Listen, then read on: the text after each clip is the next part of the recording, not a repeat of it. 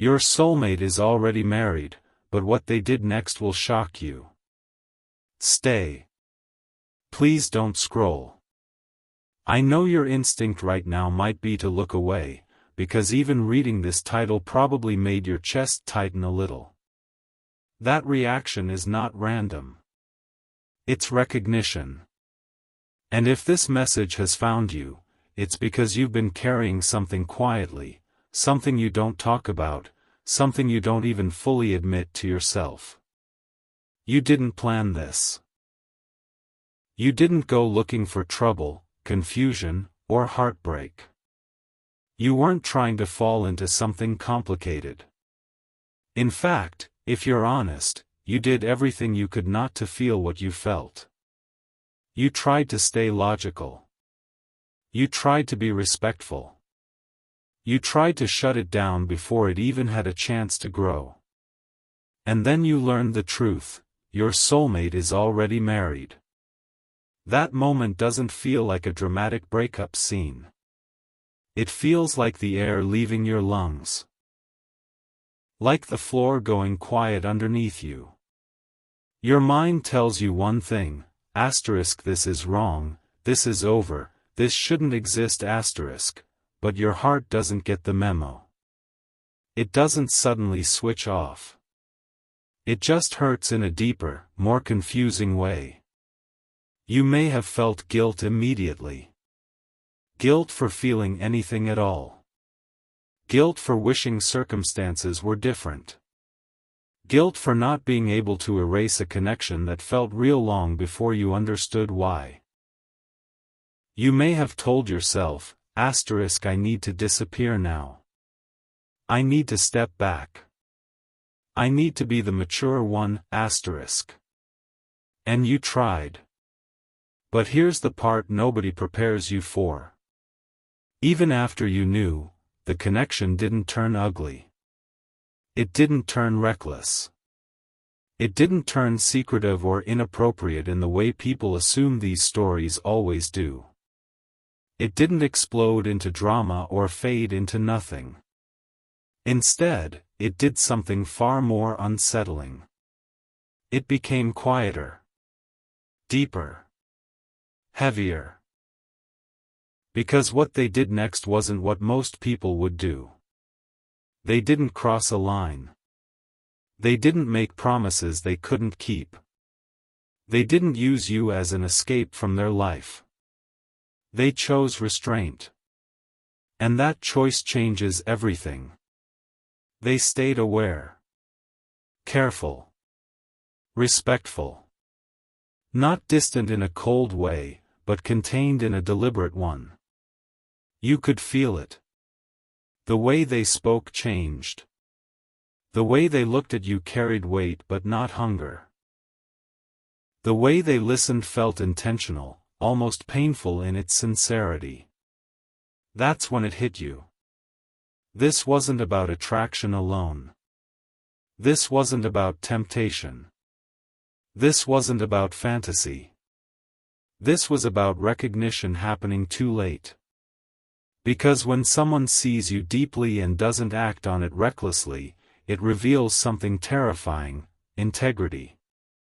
And integrity hurts more than betrayal ever could, because it leaves no villain to blame.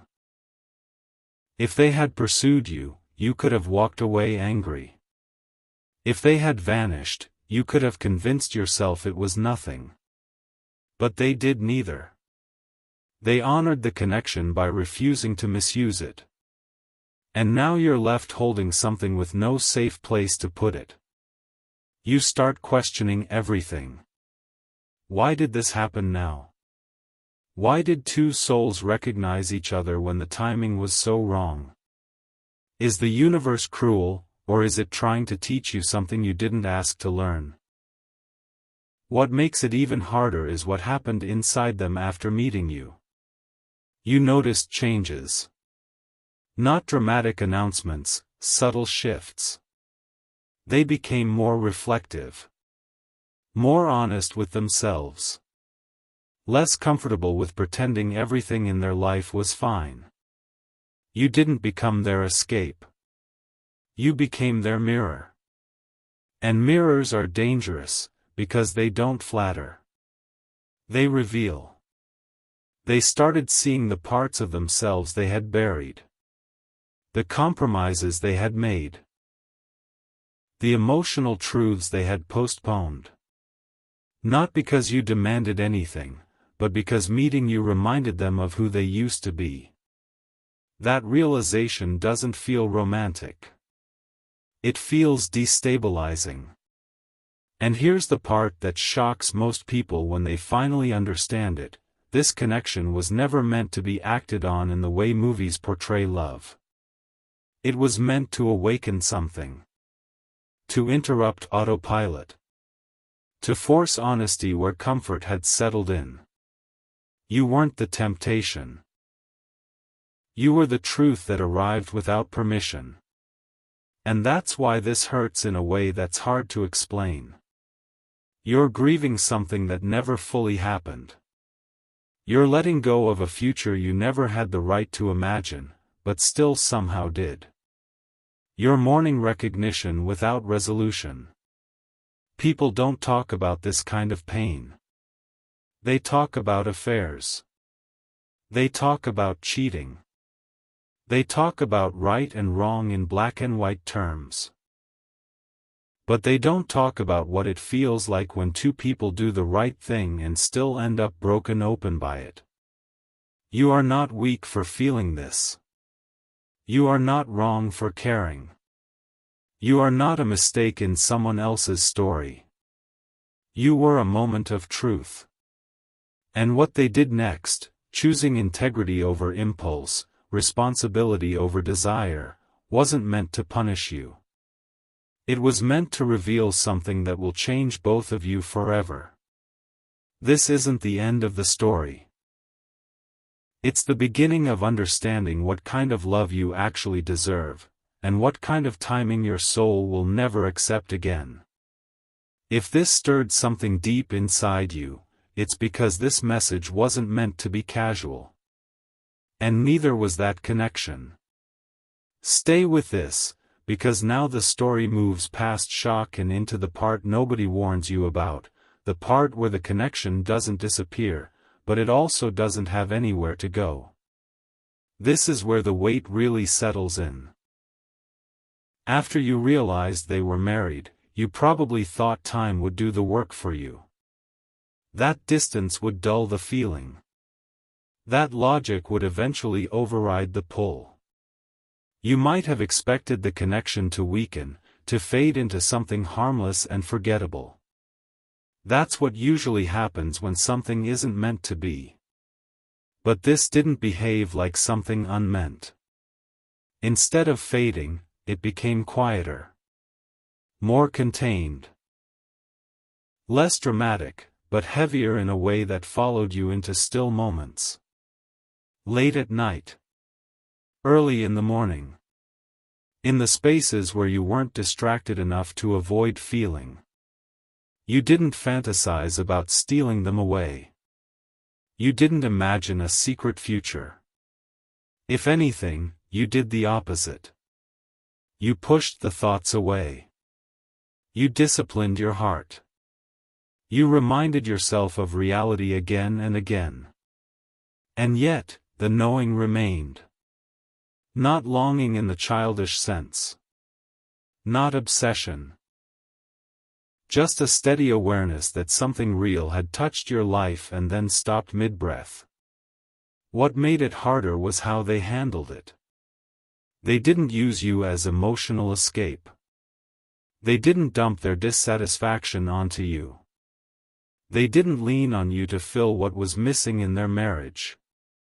If they had, you could have drawn a clean line and walked away.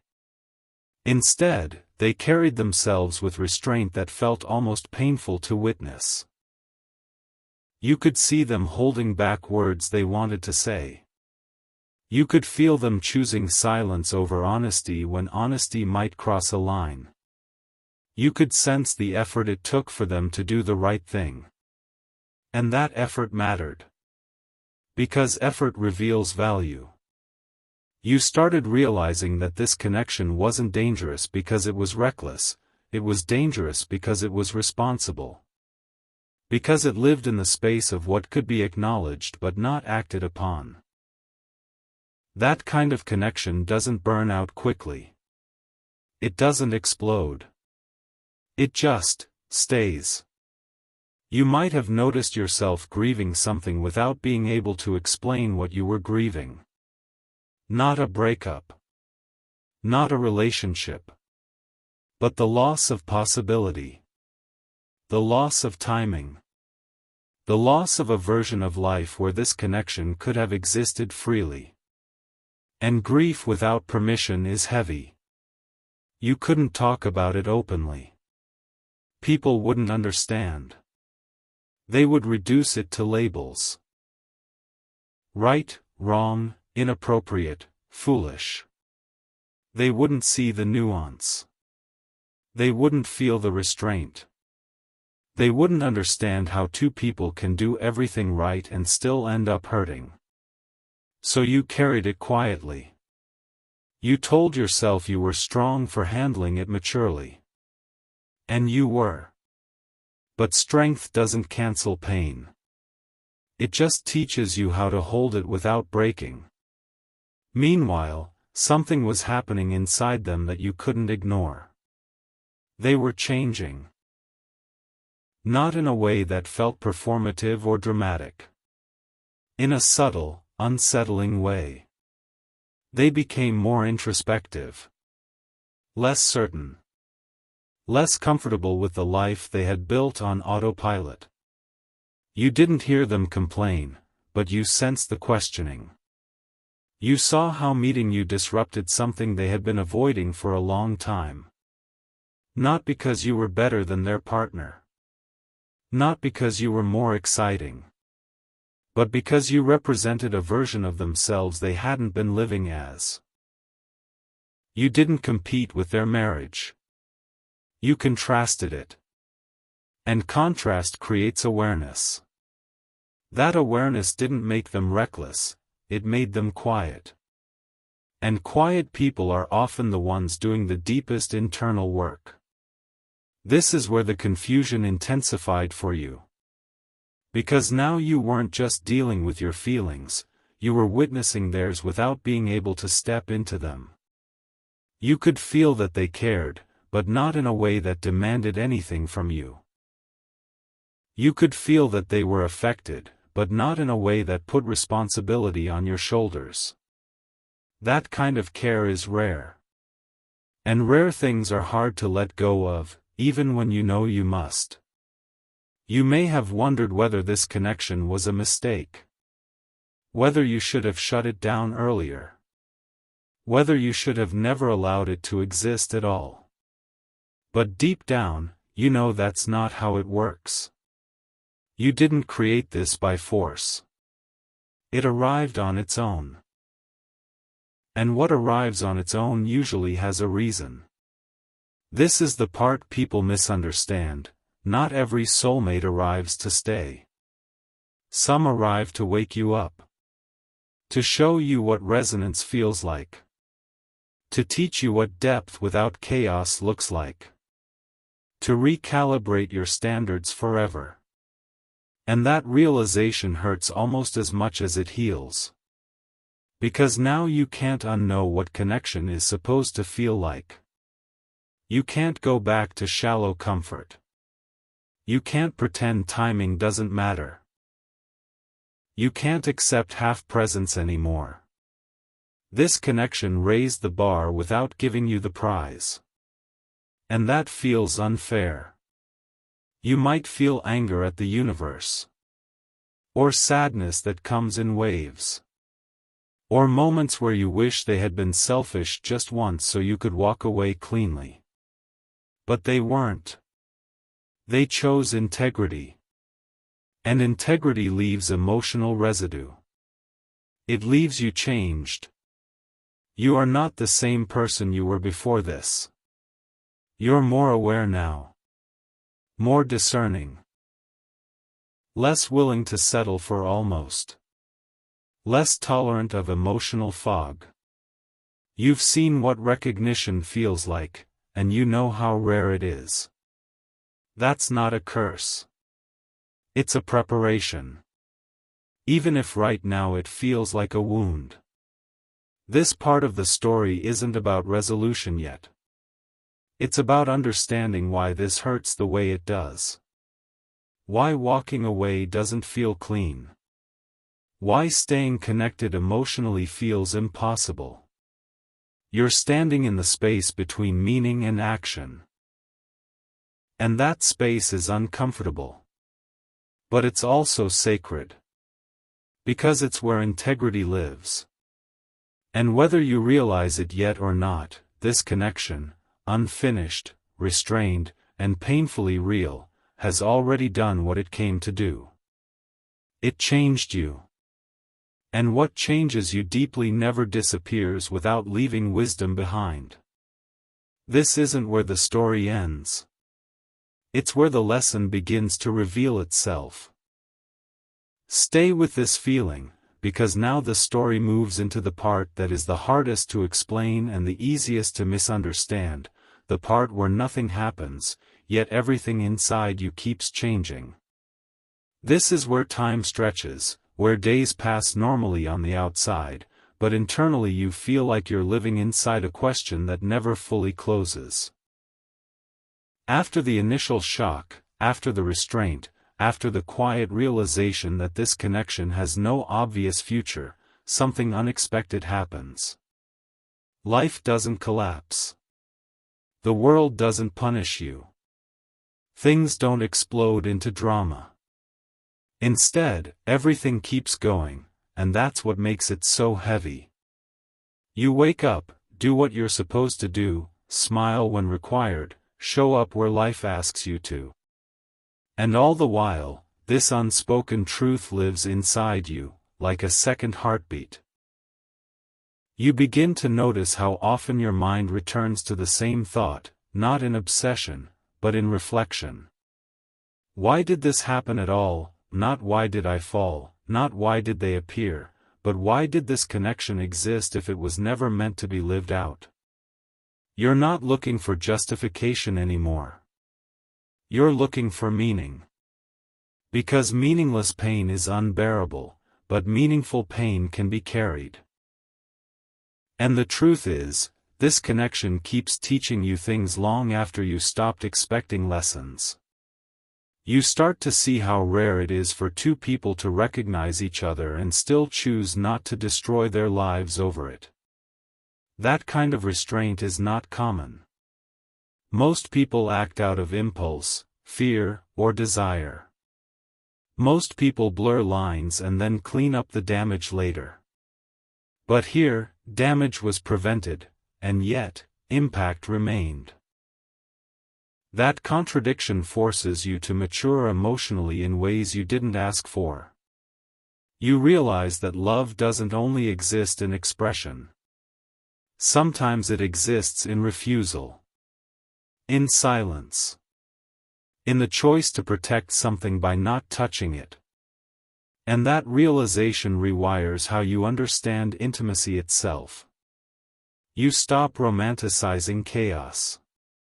You stop equating intensity with destiny.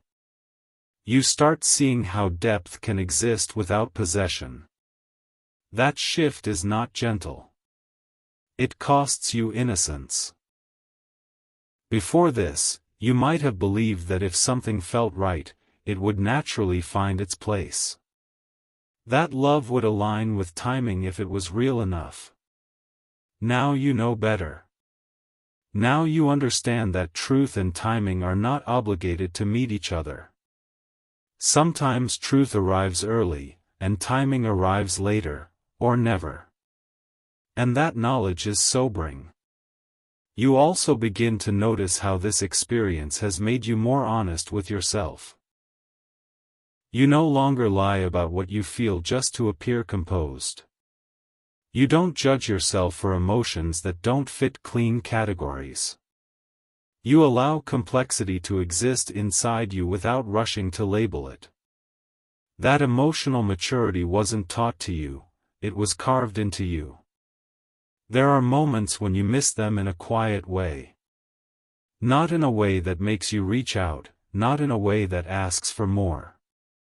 Just a passing ache. A recognition. A thought that floats through and then passes.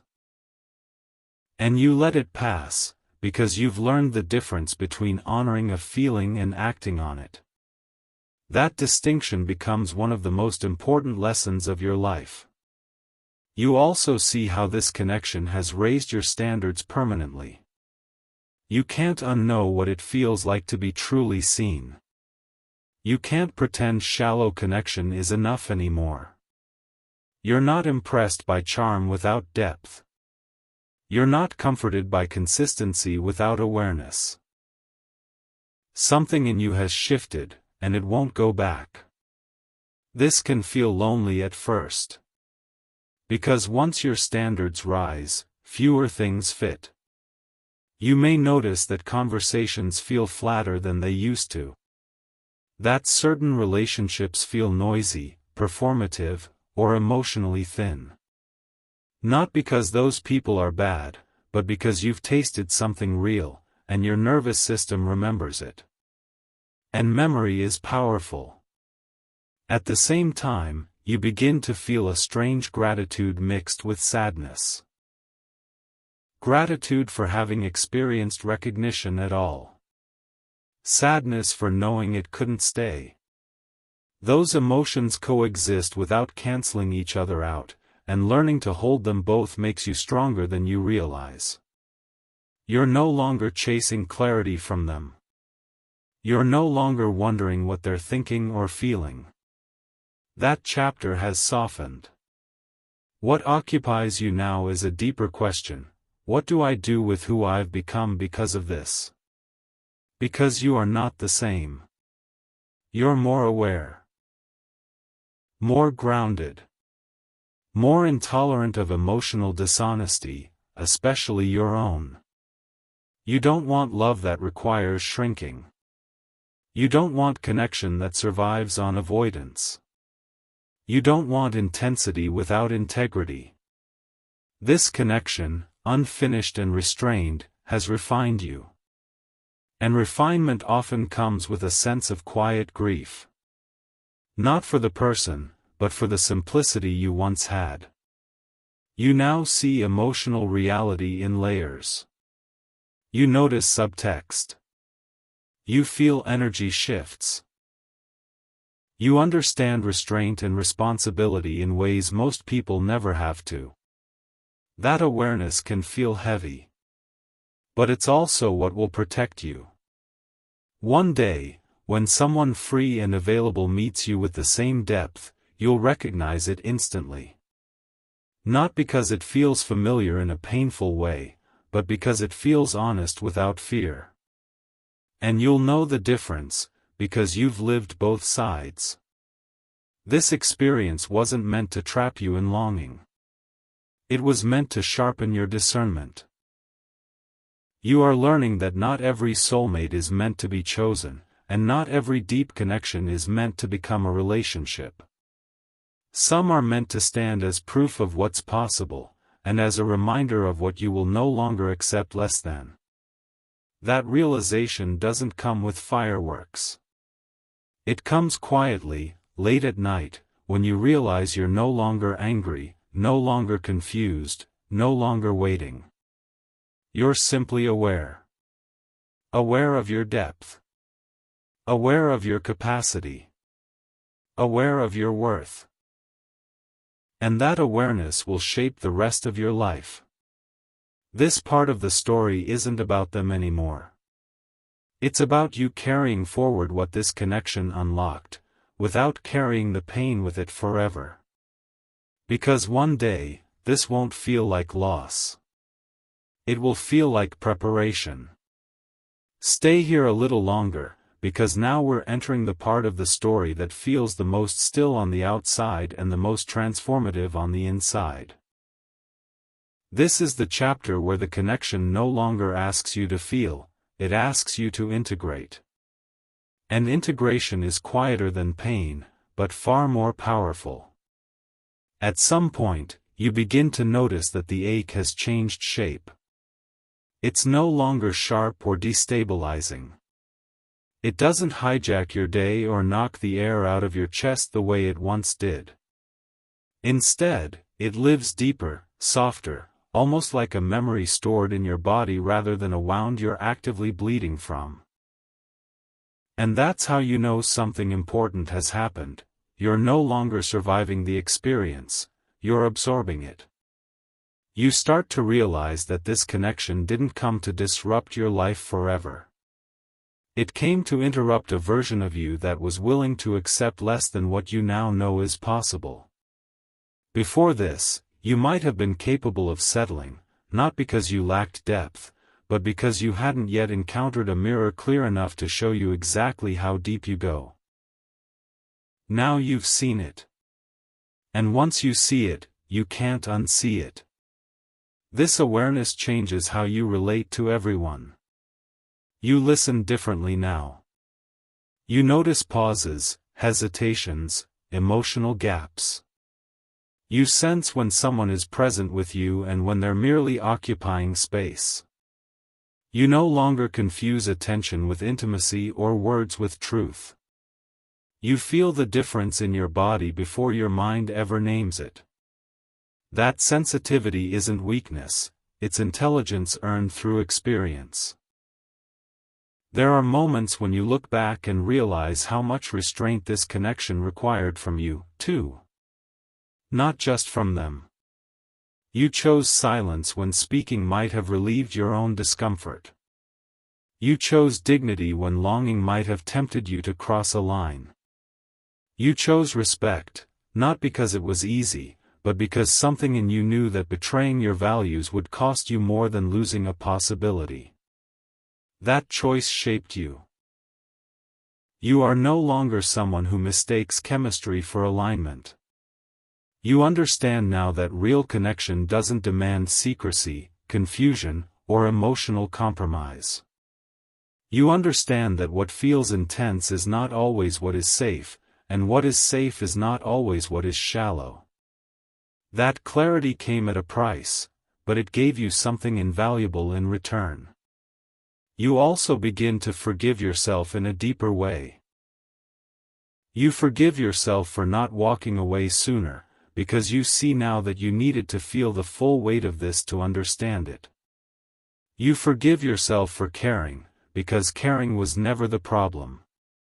You forgive yourself for being human in a situation that offered no clean rules, only ethical ones. Forgiveness doesn't erase the story. It frees you from living inside it. At the same time, you may notice that thoughts of them arise less frequently now. And when they do, they don't pull you backward. They come like a quiet acknowledgement rather than a longing. There's no urge to reach out, no need to know how they're doing, no curiosity that hooks you emotionally. Just a soft recognition that two paths crossed briefly and altered each other forever. That's not detachment. That's completion. Completion doesn't mean the connection wasn't significant. It means it has finished teaching you what it came to teach. And now, its presence in your life has shifted from active experience to internal wisdom. This is where your relationship to timing changes, too. You stop asking why things happened when they did.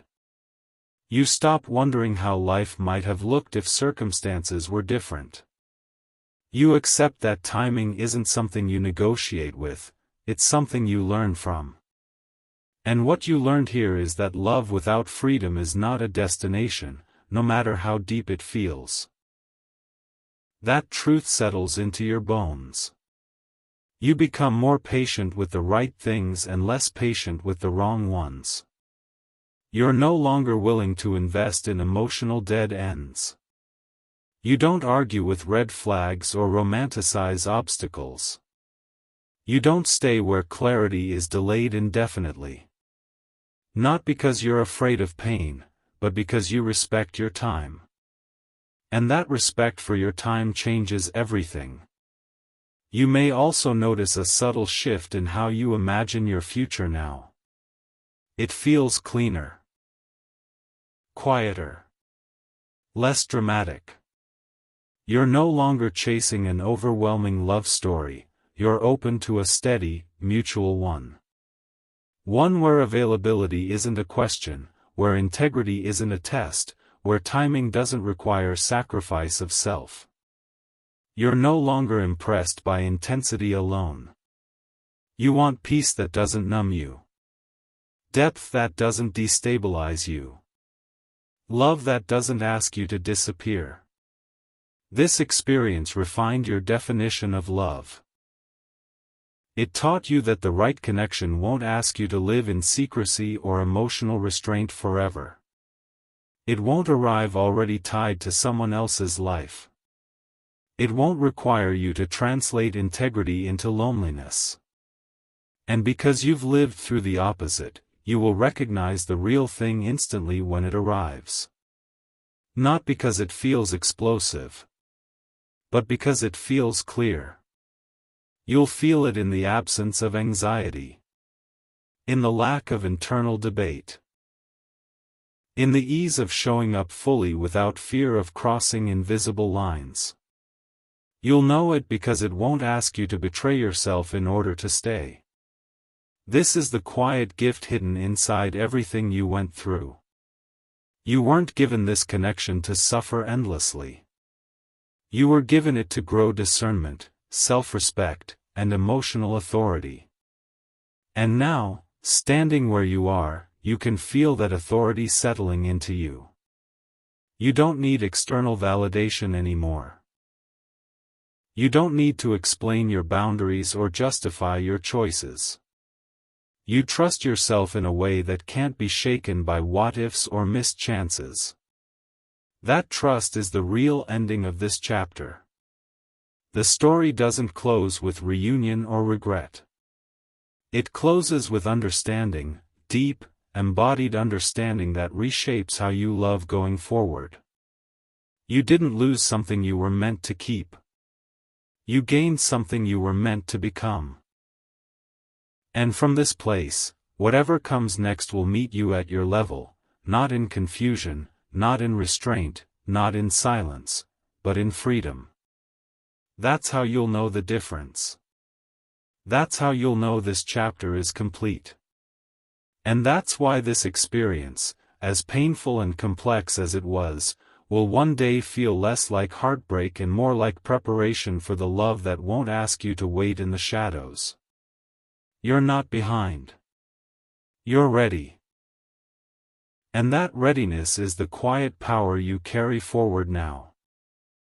Stay with me a little longer, because now we're reaching the part of the journey that most people never talk about, the moment when you finally stop asking why this happened and start understanding who you became because it did. This is not the end in a dramatic sense. It's the quiet return to yourself after carrying something heavy for a long time.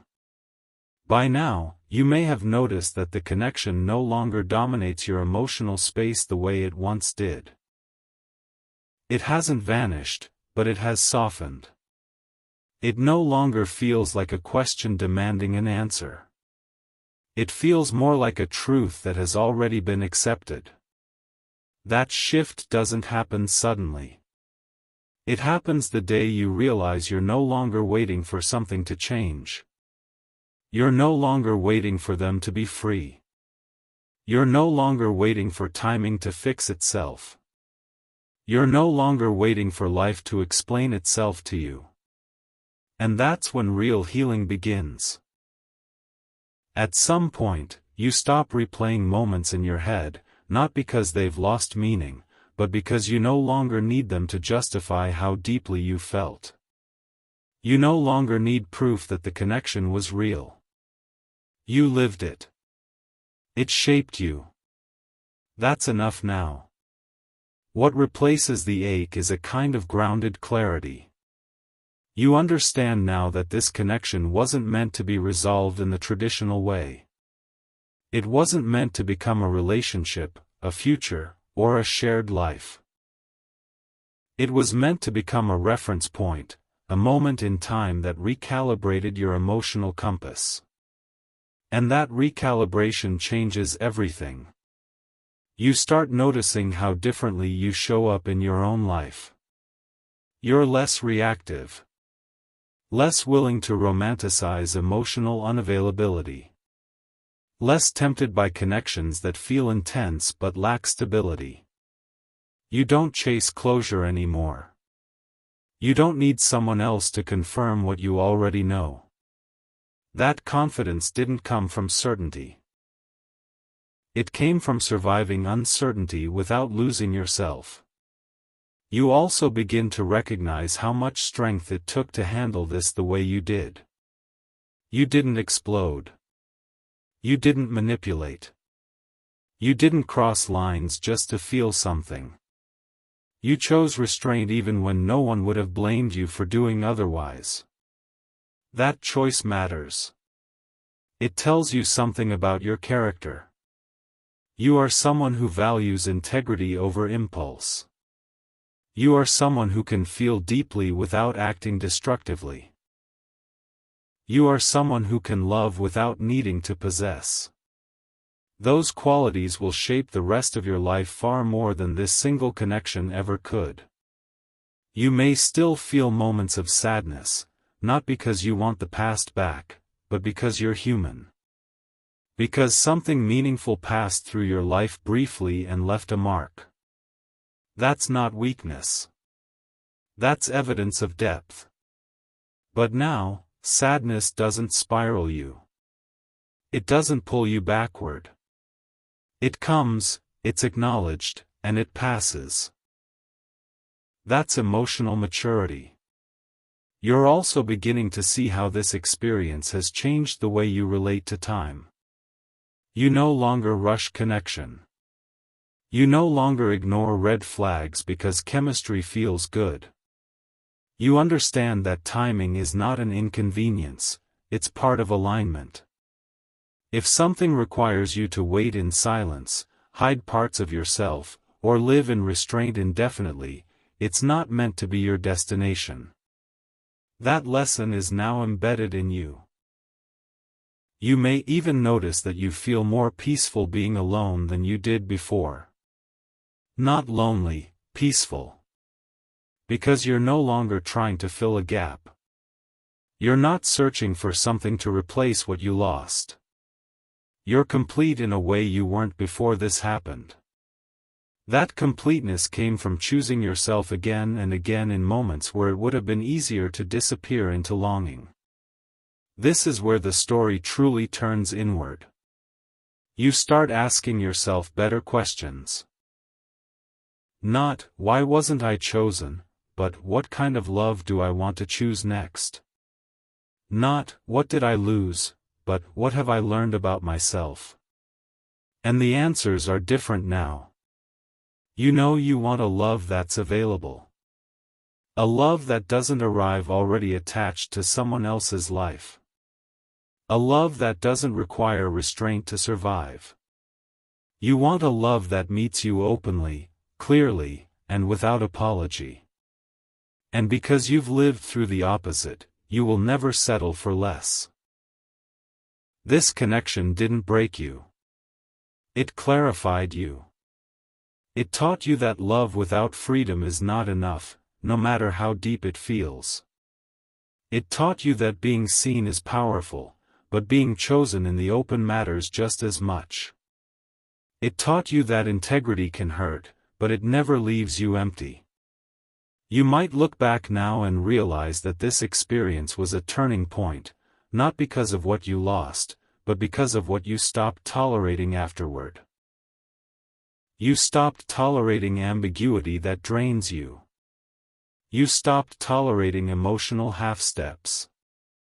You stopped tolerating connections that ask you to live in the background. That's growth. And growth often arrives disguised as loss. What you're standing in now is acceptance, not resignation, not bitterness, not denial. Acceptance that some connections come to shape us, not stay with us. Acceptance that timing matters. Acceptance that doing the right thing doesn't always feel good, but it always leads you back to yourself. You are no longer carrying this story as a wound. You are carrying it as wisdom. And wisdom doesn't weigh you down. It steadies you. As you move forward, you'll notice that life responds differently to you. You attract people who are clearer. Situations that are cleaner. Connections that don't require decoding. That's not luck. That's alignment responding to alignment. This is the part of the story where you stop looking back to see if it still hurts. Because it doesn't in the same way anymore. It feels complete. Not because everything made sense. But because you do now. And from this place, whatever love comes next won't ask you to hide, wait, or restrain yourself to keep it alive. It will meet you fully, just as you are now. And when that happens, you'll understand something quietly and clearly. This wasn't the love that passed you by. This was the love that prepared you. And preparation is sometimes the most profound gift of all. Stay with me until the very end, because this final part isn't about closure in the way people usually expect it. It's about arrival. Not their arrival into your life, not a reunion, not a dramatic turning point, but your arrival into yourself. This is where the story stops circling pain and starts resting in truth. By now, something inside you has settled in a way that feels unfamiliar but right. You're no longer carrying this connection as an open question. You're carrying it as a chapter that has already shaped you. The emotional noise around it has softened. The urgency has dissolved. What remains is understanding, and understanding is quiet. You're not replaying conversations anymore. You're not imagining alternate timelines. You're not wondering what would have happened if circumstances were different. Those thoughts may still pass through your mind occasionally, but they don't hook into you. They don't pull you under. They come and go like memories, not like unfinished business. That's how you know something has truly integrated. This is the moment when you realize you're no longer emotionally waiting.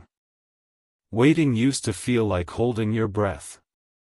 Now it feels like standing still and breathing freely. That shift didn't happen because something outside you changed. It happened because you did. You stopped orienting your emotional life around an outcome you couldn't control. You stopped hoping that time would rearrange itself to make something impossible suddenly easy. You stopped negotiating with reality.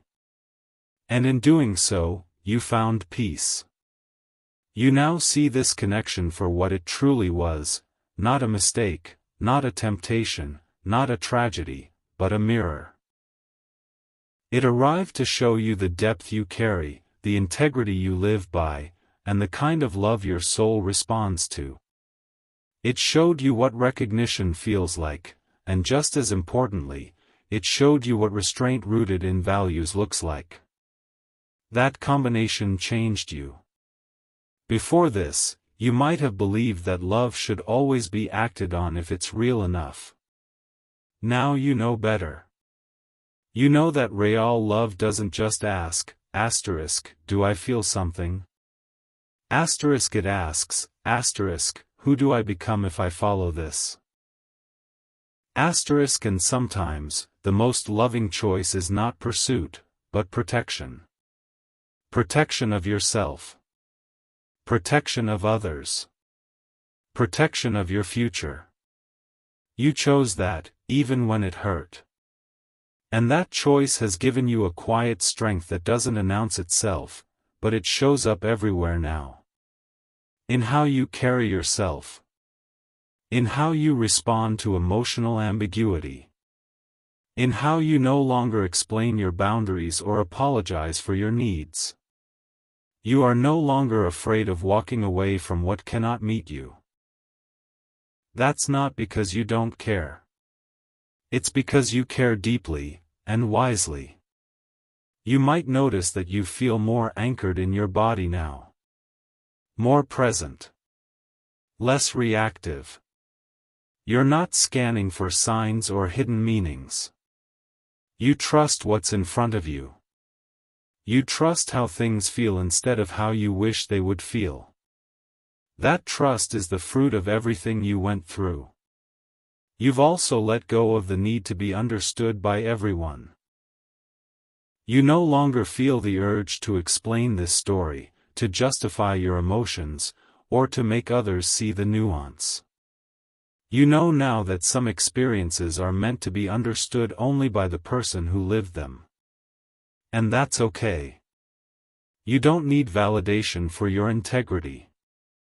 You don't need permission for your healing. You don't need an apology to move on. What you needed, you gave yourself: honesty. Honesty about what you felt. Honesty about what you could not do. Honesty about what you deserve. That honesty is now the foundation of your emotional life. You are also beginning to sense how this experience has quietly reoriented your future. You're no longer drawn to unavailable people, complicated dynamics, or love that lives in the shadows. Even if the chemistry is there, your body knows better now.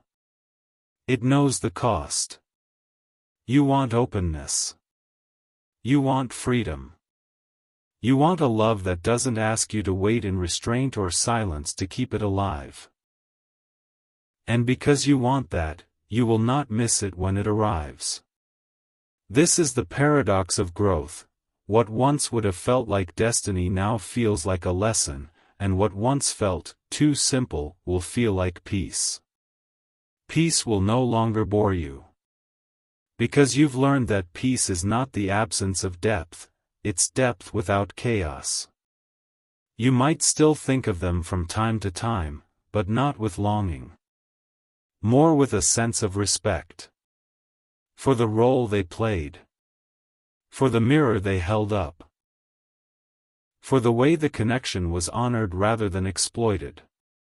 That respect doesn't tie you to them. It releases you. You can wish them well without wondering where you stand. You can acknowledge what was real without reopening what's complete.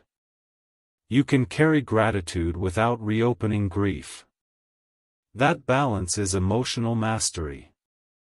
This is where the story truly ends, not with them choosing you or not choosing you, but with you choosing yourself without resentment. Without bitterness. Without closing your heart. You didn't harden. You clarified. And clarity is what allows love to enter your life cleanly next time. You're no longer the person who would accept being an afterthought, a secret, or a possibility postponed. You are someone who knows that love must be free to be real, and available to be lived. That knowing is now part of you. So when the next connection comes, and it will, you won't question whether you're allowed to want more. You won't wonder if you're asking too much. You won't silence yourself to preserve something fragile. You'll recognize alignment instantly. And if something isn't aligned, you'll walk away without drama, because you've already learned that staying in restraint for too long costs you yourself. This chapter didn't take something from you. It gave you discernment. It gave you self-respect. It gave you emotional authority. And those gifts will shape every love that follows. You didn't lose the love of your life. You found the version of yourself who will never settle for less than a love that can meet you fully, openly, and freely. That is the real ending. And also the real beginning.